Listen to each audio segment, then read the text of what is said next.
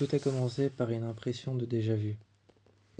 J'étais retourné dans ma maison d'enfance, et tout a commencé par une dînette que je n'aurais jamais dû trouver, un service à thé, une petite dînette pour les enfants, et des vêtements qui avaient été soigneusement pliés et mis à l'intérieur de cette malle. Une dînette que je n'aurais jamais dû trouver, et pourtant je l'ai prise. Tout a commencé par une sensation d'être enfermé à l'intérieur de ma maison. Je savais que je n'étais pas folle. Je savais que je n'étais pas folle, et pourtant, tout a commencé avec cette sensation d'enfermement. J'avais l'impression que je ne pouvais ouvrir plus aucune porte. J'avais l'impression que je ne pouvais ouvrir plus aucune fenêtre. J'avais l'impression que je ne pouvais m'approcher de plus aucun couloir. J'avais l'impression que dans chaque chambre, il se passait quelque chose. Jamais je n'aurais dû prendre cette dînette. Jamais je n'aurais dû prendre ces vêtements. Et pourtant, je les ai pris. Je les ai pris, je les ai mis dans une armoire. Et à partir de ce jour-là, à partir de ce soir-là où je les ai mis dans l'armoire, des phénomènes ont commencé à apparaître. Ça a d'abord commencé par des frappements contre le mur, alors que j'entendais une main frapper contre le mur de l'intérieur. Je l'entendais, frapper et tambouriner, toujours derrière le même meuble. Je me sentais dépassé, je ne savais pas ce qui se passait, mais je savais que je n'étais pas folle. Alors je me disais que je n'étais certainement pas seul. J'ai finalement cherché dans les murs, mais tout ce que j'ai trouvé, ce ne sont que des vieilles parois en bois, et des vieilles parois en briques, et en plâtre effrité. Finalement, à l'intérieur, rien. J'ai finalement appelé quelqu'un qui a réparé le mur que j'avais détruit.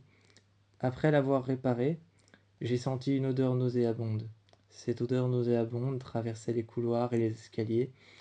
Elle rampait, elle apparaissait même en haut, au deuxième étage, alors que cette odeur nauséabonde, pour moi, venait certainement de la cave, là où j'entreposais dans une malle, là où dans une malle et dans une vieille poubelle, dans une vieille benne immense, là où je mettais toutes mes ordures.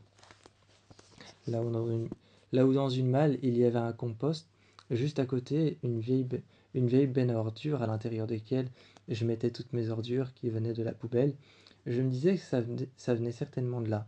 Mais un soir, je me suis assis contre le mur et j'ai vu apparaître des traces de mains. J'ai vu apparaître des traces de mains, des empreintes de mains, toutes sanglantes et encore fraîches, qui marquaient le mur. Qui marquaient le mur comme si quelque chose que je ne pouvais pas voir était en train de le marquer et de marcher.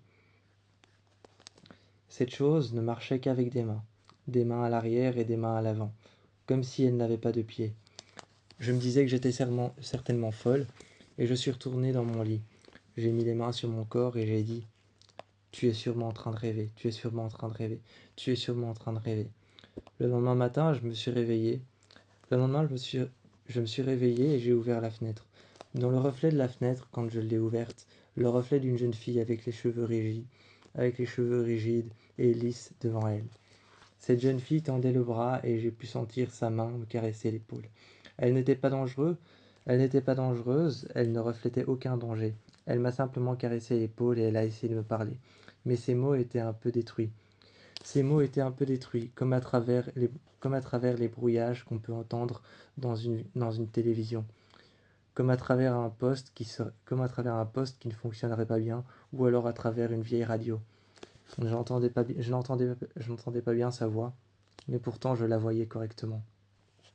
J'ai fermé la fenêtre et je me suis dit que je la verrais derrière. Mais rien. Juste un rideau qui s'est levé en me disant qu'elle devait être partie. Je savais que c'était elle la cause de tous ces ennuis, mais j'ai continué. J'ai continué à chercher. J'ai vécu longtemps avec ces péripéties, ces répétitions de frappements, cette armoire qui s'ouvrait et se fermait, des chaises que je retrouvais à des endroits différents, et souvent des choses que je pouvais retrouver comme une odeur de cramé qui sortait de mon four ou qui sortait d'autre part. Un jour, j'ai entendu des bruits, des frappements qui m'ont guidé vers dehors. Je sentais une odeur de cramé, je suis rentré dans la maison. Je pensais que cette odeur de cramé, consciemment, je me disais, elle vient certainement de mon micro-ondes ou alors de mon four. J'ai ouvert le micro-ondes et rien. Finalement, Finalement, je suis sorti et je sentais toujours cette odeur de cramé. De la fumée m'a guidé sur le côté de la paroi. Un feu était en train de, un feu était en train de brûler tout mon rosier. Heureusement, j'ai pu l'arrêter à temps. Le feu avait endommagé la moitié des briques, mais les briques n'avaient pas pris. Les briques et la maison n'avaient pas pris. La moitié de la maison était en bois. J'ai eu de la chance sur ce coup-là. Elle avait essayé quelque chose. Je pensais qu'elle n'était pas dangereuse, et pourtant. Le soir, alors que je me faisais un feu, lorsque je partais chercher, lorsque je partais toute seule chercher les bûches et que je laissais la maison toute seule, je me demandais ce qui se passait à l'intérieur. En allant chercher des bûches, je me retournais vers la forêt, en me disant est-ce qu'elle me regarde, est-ce qu'elle est là? Je sentais une présence derrière moi, un frisson dans mon dos, un froid, un vent frais dans ma nuque. Je prenais quelques bûches, deux, trois, et ensuite je repartais.